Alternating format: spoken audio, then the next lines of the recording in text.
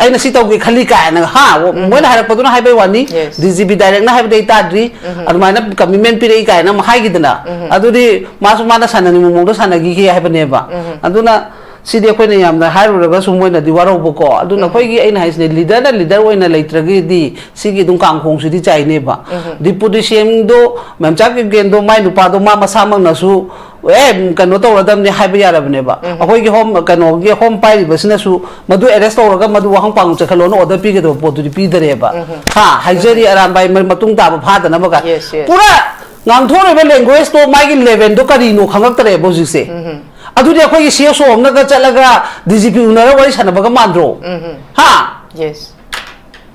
Mandra hari nang suji mang piri briefing do khoi CSO khoi prajar chalaga kama kama tore sa ka haraga sai sisi to ge khali ka har padu ki style latra ba to e potu di mana hai gedam ne ma home ne pai do es mana hai ki ba ma paula ra ne du tadi ma machin na su hai ki du di amo tharo ma lem da to oi madu phaka kan har kari bo ki ngam drino ba ado tadi min uslak ta ba ne ba media ma mang da na thok pa mangang ba on ground da na min ta dum thok pa to holen ba sine ba khoi gi am soi ba khoi na sida ne pen da na hai jeri se power to pai de power to use to ba I declare I manipur sigi khoi gi home pai ba minister ni ai to gom to thau dang ni har any fruit mai tai oigera naga oigera lan ba du di ai madu gi chap chapa punishment any chena ba do hai gi ba poto ground to bi oba hu janga di to bu ya da bra ne aduna adum usilawai DGP gi polom do na chatha ba gi style to si su yang kuin na chat ka do mande last ta heng koi to to se imphal oi ta ne hen taksala ka ni huji imphal da di ngu security check loi man to civilian da security check to khole ba khoi na dong bu pau da gari khamo hai gala ni yo da na tàu do chahi hum jar khoi kam kan da free da kan to ge ba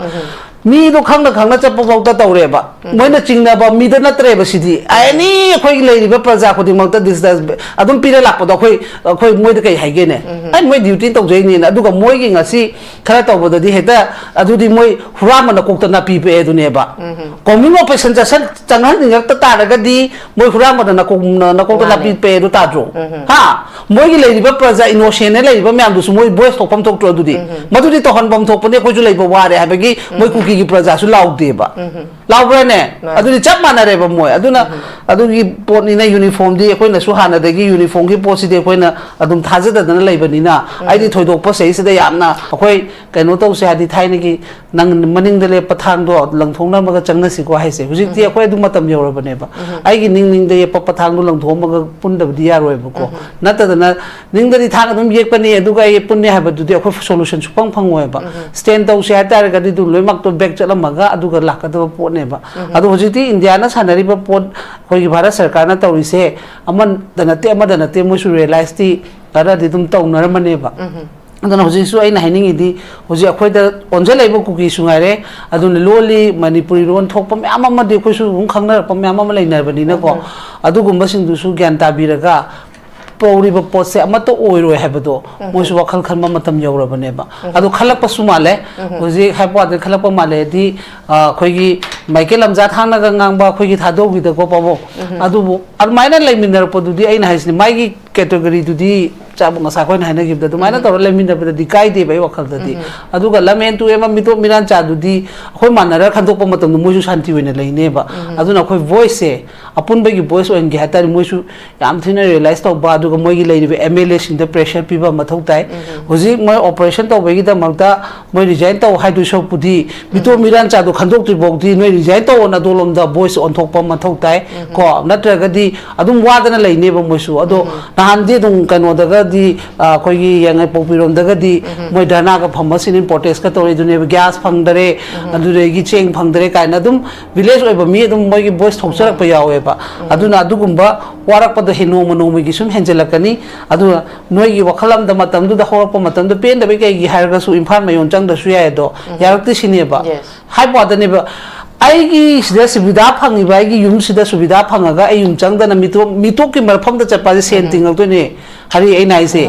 micham ama tasengna layeng bachat ke haba matam da Guwahati da chalu matam da pabung paisa dum chang dui ne ba adu ai imphal da lakcha ba di rims da dum huji dum yeng singa ba ai na haisi aduna ai ge haba poje akhoi gi oje ba pochi da di yamna ka no tawda na moisu wakhal du realize yam khanda tawba ma mathau tar e ba aduna mi gi maram da kyam kuina tawdui no ai ngasi lupa lising ama pairam baduna ai hekta ai punsi su ba ya ni di yaro e ba matam du moi khara pairam bai mukta na ngja bo rang ba su e ko adu huji di moi wakhal khanda ba matam hai pa da ni man na ga le ka no da chala kyam kuina lai ni sida di hai pa da ni sida la ga di adum facility me am phangni leader me am lai di mai mai MLA lai di awat pa da swai da dum men khanari ka Subida to today dum phang dui ne ba aduna moina mapam da khoi 650 mile dai hen to pangam dre kai mo huji kai ni ngai odum moi jere sine ba patona ma khong thong na dum lak jai sine ba aduna dum khar ga dum gyan tar kani le du ga idea manipur se adum tar kani khoi julia su ngai re adum hana moina khanjar ba poto huji ti thado khoi agam kano tangkhul khoi keno to bor na dum le jere sine ba adu macha macha lai ri ba moi da su dum macha macha da khatang phar ta biya we du moi su hai ba po se dum ai di loi mak gyan tar kanen khale to rei po se aduna ina center ki se ta se na moi pri mai ki plan se mamang da su fail oi re handak su dum fail oi ne ba maram di ai ga ma ga im kan no to po se bu kai su yar oi ba to na ga si dum phawdong na ba tam da iche ai ni naw ha ba dum tong na ri singa ba moi se na mi to mi ran cham na mi ki bachum naw thu gai ni du di ka dong su khalu no ba aduna yar oi do po ni na handak su fail oi ne 23 ki su moi fail oi gre ko moi na par ba pri plan du ga khoi na so na to ro pa du ga pra defenses to bu dai ne ba president ru kai na mu tham ga ya kadra yeng do aduna hojikti moi gi plan se du moi su wajara po ne ba tong da khoi tong ru ba ko gi ita sujata khoi gi tang kun da gi hauri ba seum la operation si khoi gi cobra commando yauna tongan tongan ba khoi gi security forces singi apun ba team amana leilon bai fai leilon bulei molnoi pi moldang leilon khunau hai bi sigi pak sana operation chathabada hairi ba khoi gi khulai di phare adumak pu khoi na phangba report ki matung ina masida khulai pharaga khulai du mi yaudana khulai leiba hona deba adu mi du di phaba ngam hodreba masi hana makhoi sida combing operation tawgadare habagi chap information se leak oi hai aduna maram oirakanda makhoi si nanthokibani hai kharabana koigi haidi security forces singna changbanga maroida ba mafam chingmai gumba aduga khara mana sugi designated game da potharaga lei haibagi pau su phangi masida information si karmaina leak oribano haibasim su yam hangba yaba wahanga makhakne ba sigi matang sida adumak thoiba hojik issue sigi achauba root ko si su da lei su sina su achauba root ko samne su hairi aduga handakinaga ichilinaw taruk matup ka hat khibagi matang sida KNFP gi chairman ma khoigi deputy CM gi magi husband gi kadar na tawbani haibasi khoigi deputy CM amana adum haigrabane ba sisu hauji phawbada masi khoigi chathari ba operation si nahangai khoi chingdana loma tamdana loma hainarambadu khoi tamda su ngasi su dum khoi chingda taw haboni khoigi su do arambai mari imju phari adagi dum khulai phagat pa leptri masida makhoina penda dana masigi again sida makhoi gi kuki gi loin mak MLA sing resign tawgadabani kaina thamaiba aduga masida lakchani bo wafamdi masi information leak orise si kamaina tawbazano haibasi gi matang se ita sujata gi mota kari gamain thamini information leak oi be matang phaba ngam hogdabasi khulai khak pharaga mi phaba ngam hogdabase ahama mata da khoi gi window tv bo inbir praja me am khuram jare ando ngasi gi panelist oina bambiri pa khoi pabung ando ko inam pe julia ando ga ita kanon hari desu hari masi tasena dum oini habadi asi akhoina tawrei ba khudi mak khoina loi khanga lakpani na ko ji khoigi leiriba sarkar sisu halai haijabe wane ba moida kaisu kenta ka duda mata leiba natte ba ko aduna haiba khudimak se leiriba uniform kangu sina su tawni momongda dum tawbani na atopa haiba adani khoigi operation ama jangam da da moi dum kanodi intelligent kanggo madum pau du phongna ngane ba manam di moina su khoina da khana de dum highlight na central force se akona one side ki oi khole dum hire lak panga tani na adum pi ne ba pau di sidi ta seng na habada ai wakhal da sigi operation se chat tharis budi phai adubu masi akoina ki khanga da bam di akoi gi hana gi loi mak su ki ano ba to khraga su hana khoi gi metha 2023 gi kano sida relay chatpada paiba khulai do khoi gi security advisor na khilona ne na onhoga media da piba ngam khibani na ko khoi ne minna dum ujo hobo potu potu bawda khumbada matam dugi leiriba sarkar na su madu kem to bangam khide aduna sugumba mayam ama leibani na si su dum haiba naga gi huji ki pressure se habi mi taruk ki demand se huji po to moi body logda ge kan na leibani na adu another way moi na sumaina tawri habagi utpai wane ba mi de ke dum phaba ngam moi ba hari sigi thaudok se thokera gera moi president rule laigiba matamda arms ma'am surrender to habada kanam to khide moi do na kano to roga to khiba ngata ne aduna sugumba moi sida di ke su khuthanga moi ba ta seng na sigi huji ki hai ba khoi gi or deputy cm ma'am chak gen ge husband se wana thokhiba poni du makoi ne lairiba lo sigi matung ina pase du makoi kano to bagi inquiry to bagi dum ko khotpe ai kam ngam de ko aduna sigba gi potsina oibanina aduna adum chen gini to gini sidi drama makhalam ne ba papong na oi khulai du sungai re khulai gi moina leiba khulai do du khaki wari sunate kaino tap tai na leira ba ponina manga tara phagat paduna khoina mi thak thok kadab jin nate ba adubo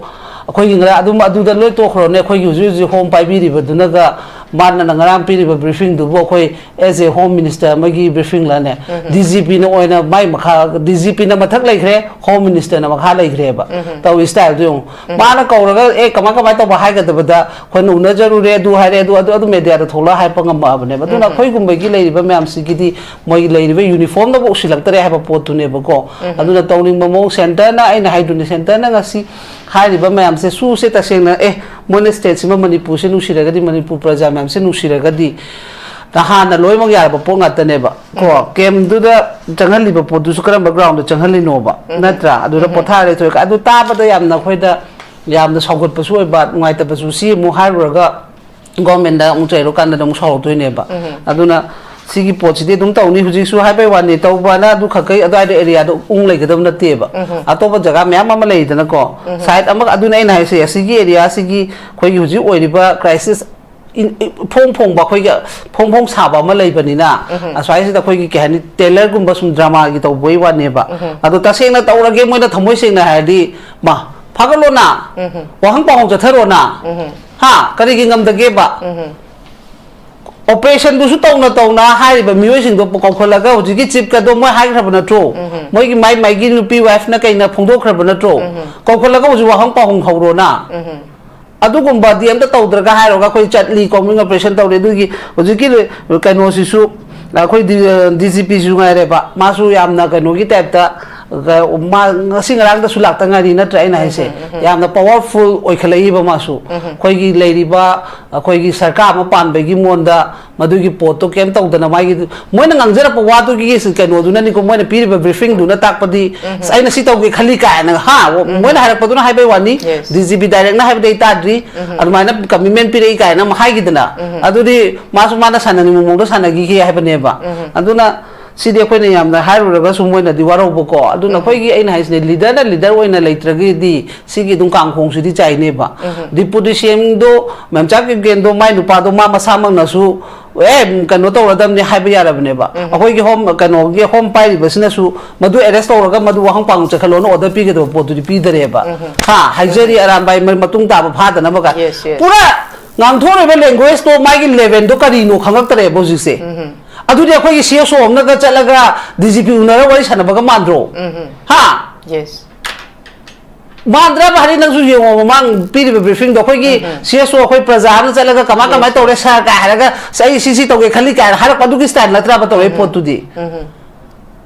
mana hai gedam ne ma home ne pai do es mana hai gi ba ma paula ra bne du tadi ma machin na su hai gi du di amo ro tharoi man lem da to oi madu phaka kan har kari bo ngam drino ba adu tadi min uslak ta ba ne ba media ma mang da na thok pa mangang ba on ground da na min ng da dum thok pa to holen ba sine ba khoi gi am soi ba khoi na sida ne pen da na hai jeri se power to pai de power to use to ba ai di khang ai di manipur sigi khoi gi home pai ba minister ni ai to gom thok thau dang ni haraga any fruit mai tai oigera ama oigera naga oigera lan ba du di ai madu gi chap chapa punishment any chena ba do hai gi ba poto ground to bi oba ho janga di to bu ya da brane aduna adum usilawai DGP gi polom do na chatha ba gi style to si su yang kuin chat ka do mande last ta heng koi to to se imphal oi tan hen taksala ka ni huji imphal da di ngo security check loi man tro civilian da bo security check to khole ba khoi na dong bu pau da gari khamo haigala ni ngo da na to do chahi ahum jar khoi kam kan da free da keno to ge ba mi do khang na chap pau ta to re ba moi na chingna ba mi da na tre ba sidi ani khoi lei ri ba praja khodi mak ta this adum pira lak pa do khoi moi da kai haige ne ai moi duty to jai ni na du ga moi gi ngasi khara to ba da di heta adu di moi hura ma na kok ta na pi pe du ne ba coming operation ja san changal ni ngak ta ta ga di moi hura ma na kok ta na pi pe du ta jo ha moi gi lei ri ba praja innocent ne lei ba myam du su moi boys to pam tok tro du di ma du di to hon bam thok pa ne khoi ju lei ba wa re ha ba gi moi ku ki praja su lau de ba lau bra ne adu di chap mana re ba moi aduna adu gi pot ni na uniform di khoi na su hana de gi uniform gi pot si de khoi na adum thaja da na lei ba ni na ai di thoi dok pa sei se da yam na adu ita su ta sigi matang si da ko khoi gi intellectual singi hai marak ta hai tare kuki loin mak na te kuki khara su dum mak thoi ba conflict se thohaning de makhoi su nongmai chingdon da makhoi machin je mention laga thamabani haiba wafam statement thamba su dum yawi kwa adumak pu amuk even akhoi gi hojiki lailon wifi gi matang duga khoi si yem kanda khoina sum phangjaba report ki matung in each and every family khuding makta family amada militant ama yawi haiba sima adumak phang sigi pause dum ai khaktana te dum loin tanaraga leirabane ba adu ibata di masida kuki loin mak natte yaning da bakhara su dum yauri makhoi si yaning da si baki benina haibagi wafam amasu kuki aphaba khara su dum yauri haibagi wafam jida yam kanna engonda su thamaki personally oine thamapa se hemanjit ki fathers na su thamaki basi matang se kuki aphaba su yauri hari si kari hari no haibagi amaka adu itargadi somdadi amuk each and every family khuding makta militant amam loin mak lei hairagadi amuk lalagadi lali chumagati chumme habasi ngasagi even nemcha kibgen masi ma deputy CM ni achaw responsibility bani pairi bale ngak sigi adu ma su ma gi husband kan na ba hona bada adumak aduga kari haini separate administration gi mangran si ju mangi ba sida kuki aphaba kuki phatta ba haidana tongan amu kuki gi marak sida amu chumaina khaidora ije si ta gi mota di kamai thamini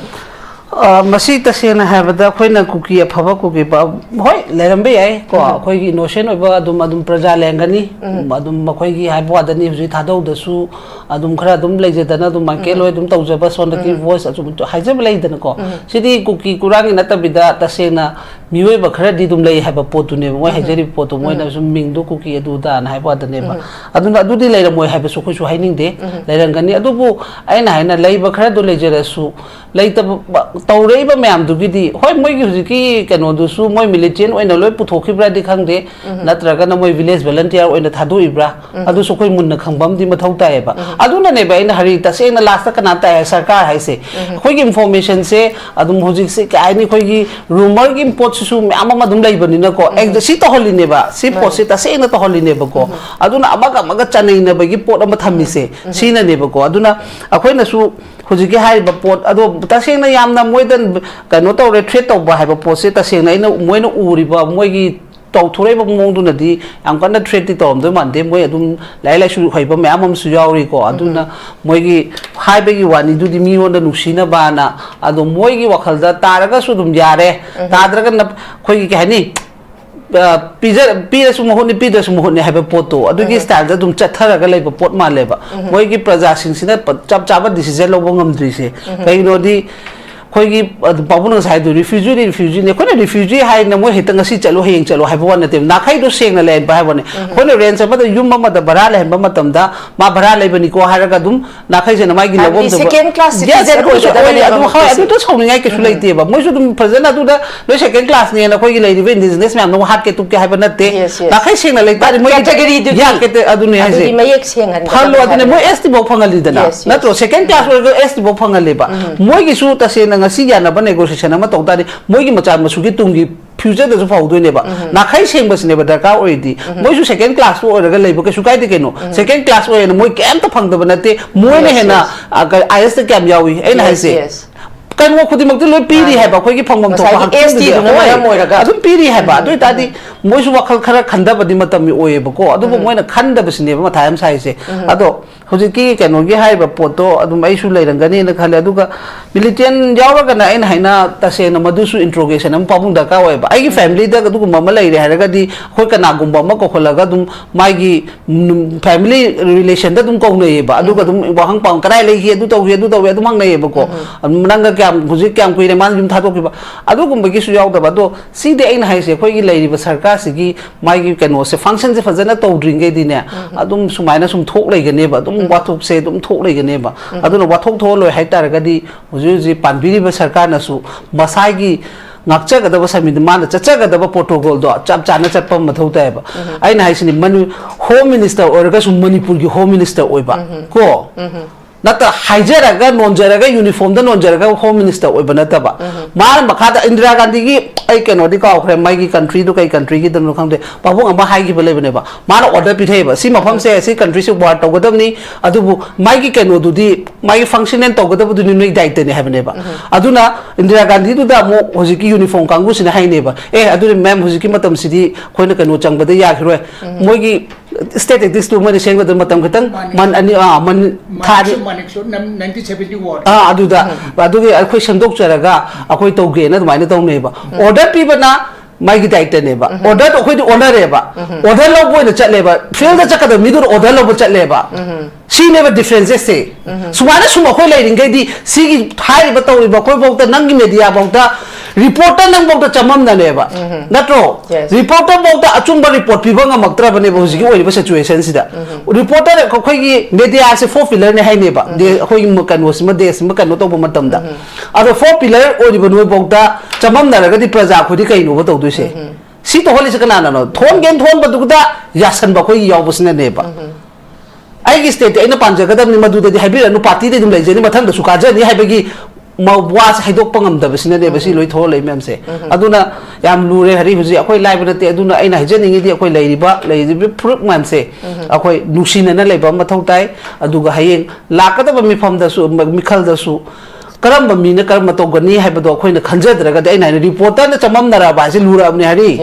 yam china lura ba ne khoi real report pi bang amaktra bane ba aduna si am na danger gi matam ni aduna sumba se idi thon inde aduna ai no si hai ba to se o hen ning begi ma na pai gi post to fazena function to raga to haning begi hai bani si su negative to dum log do ne mo di positive ta khara khallaga di thabok se khara to go da ba nga ngai ba khoi se negative on u bas na ne ba soina ri mem se aduna ai positive to haning ai nai sini ar mai na thokhi ba lai bani pabung na su sok kai kai habi re adu mai na lai raga di akoi loi mangam gane ba siam na siam oi lai ba ko the speaker oi lai ba akoi di lo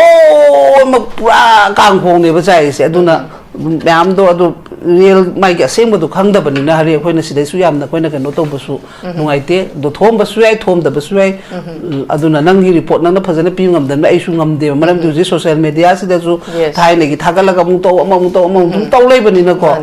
achum bari jenje akoi si thamali ni confused tam si thamali ne ba si thamandana ba ha se kana la to godam mathau no sarkar mai gi mathau ne ba social media da to pasu anau ani ba thagale to kai no ane account da kai da tawraga adu su pi ga da bani ai nai se lura ba matam si da di akoi na tai habri ground report asing bado oina to godam matam ne se si da ai gi kana ba ai gi du gi na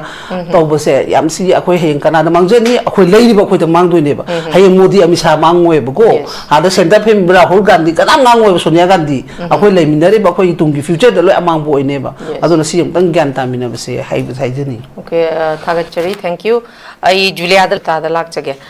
itasu tapabungnasu adumak kari haini khoigi lairiba tongan ba phurupsi hojikse khoi punsinba yam darkar oire haidana pabungnasu thambire kwa adubu khoi lairiba conflict se hek haurakpadagi khoigi idea of manipur na adum sigi keno sida chatlieba adumak pu khoini yengba yarisi lairiba hanagi 2023 gi me gi tang ahumdagi hauraiba maitai ga kuki ga conflict si chahi ahum hena sumai thoba matung chida kuki ga naga ga ne batara ise sigi marak sida kari haini khoigi lairiba tongan ba phuru kunthra ga taruk ki khoigi naga gi chilina usumangai adumak matamduda makhoi su awabati nangi adubu adum makhoi gi maikai dagi nungai taba warol phongdoraga su chapchana masigi middleman amagi responsibility madi irau laugibadi ude matam amada kuki ga nagaga thokna ba conflict ta maitaina dum middleman oiraga khogi kangjai daga mayam thamgibagi wari su dumak leikwa adubu ude adumapu idea of mani puse pusalakpa adukanta amu khogi kanglu furup lairiba tongan ba furup kunthra taruksi amata oina loin puchalaga kuki ma namthaba habisi kechu nate habisi miyamna khangabane ba adu targa su duma kari haini miyam sida chingna ba ma leiba haragadi akhogi akhogi nagagi chilinaw gi su duma khogi greater nagalim amagi manglanda chahi yankhai hena kwa moigi separate constitution amadi separate flag ki kaino changchan gi dana June 18 ngasi pangthoi bani nakala marudna yenga ka makoi separatist amani kuki su separatist ni ado hajik se tangai phadana lairami ba phibam lai thoi ba issue sida maitai ga kuki ga thoamba adagi naga ga kuki ga yausala e sida di amuk lairi ba akoi gi neutral oina lainingam ba chilina su hajik se amuk akoi se punna punsalaga kuki si akoi punna lantheng minarasi haibagi kaino sidabudi changai kwa amaromda haidi miyoi baise adum awon ba malai sibudi yam tangai phadana afabam khak khudam amne budi haibi ai adumku kari haini itagi mota itasuma pham chatli kwa lairiba tongan ba kuki se nakanda thamaga lairiba tongan ba khogi kun furup se kunthra ga taruksi sida khogi maitai sina big brother role si lauraga khoi mai role dagi lai ba sigi matang sida idea of manipur hairaga su sigi matang si kai haini itagi mota punchen hairaga su punchen ga dawo matam da su adum khogi maitai pangal gi chilna gi marakta ekhoi si ningol machani haibinu haiba khara su dum yaudabadi nateba sumaina dum punchen ge khalaga su magi tongan ba wakhalon amadi adum mandam amadi dum mami targa di lairi ba sigi matang se ita kamaina phongdok piningi khoi punsaningi hargasu adumba amamam di leina banina kari thambini ala aina haning mudhari tasena madugi matang do hoi hauгре thokre loibo ko dubu hauji se aigi wakhal di loimi gyan tarak prana khale ko gyan tarak pran khale di oriba 50 years above ora putuda india na ka shuto bolete huji boksu tawdri ko adumai tawdana huji hai basigi se pres sumoi khulai jerman ken tawdna teba aduna india gi logic ti aina haiduni na matam du da naga ga keno ga kuki khanal du india gi plan ne ba ko aina dum moi da su hai ba ne ba aina koina pulok matam da dum hai ba plan di moi gi mar ngata ne ba aduga khoina sei sta khoi myam sina drama du play du to be wa ne ba aduna huji se loi mak to khangna ra abani na huji dum thamoi se na dum thongna re aduna thamoi se na thongna ra pani na huji ti ai gi wakhal da khoi gi dum idea manipur se form tar ka da na khale suppose akhoi gi di ta se na have the big brother role have khoi gi mung amgi family im da su ai gi yamba se han city hoi manau passing da ai adu pame loi thora ga su mayam ba du di leng da na dum nei duine ba gyan tar pa matam da changak pa da di akhoi na changak kan ha bia roi ba ha bi mas mayam ba mani na ko aduna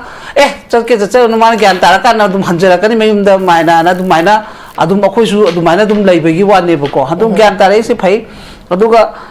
subaina gyan tar di adum akhoi na ngasi hari ba pot si adum akhoi gi idea manipur se sagat pada dum yani huji phai pa da ni mai tei pangal gi sungai re pilai yung ba matang da ningon gi ne akhoi je du lo hai khre da na ko adubu moina uji khara haipa moi gi khara lei maram di uji ki hariba khoina ngasi landa raiba pot sidi loi mak na yawa tawbani na moi su lambi chathok chasi na haipa dani kai gum highway da kai da tawbu su moina loi mak uji ti friend line gi part amadi moi su launa ri benga tani na matam du da su na ga gi su dum ba dum lau de habadi na te dum lawi adu ga hoi boys en thok pade moina tawraiba pot tu gi ata tai moi khakki ne haiba gi wakhal da di oiram do mande maram di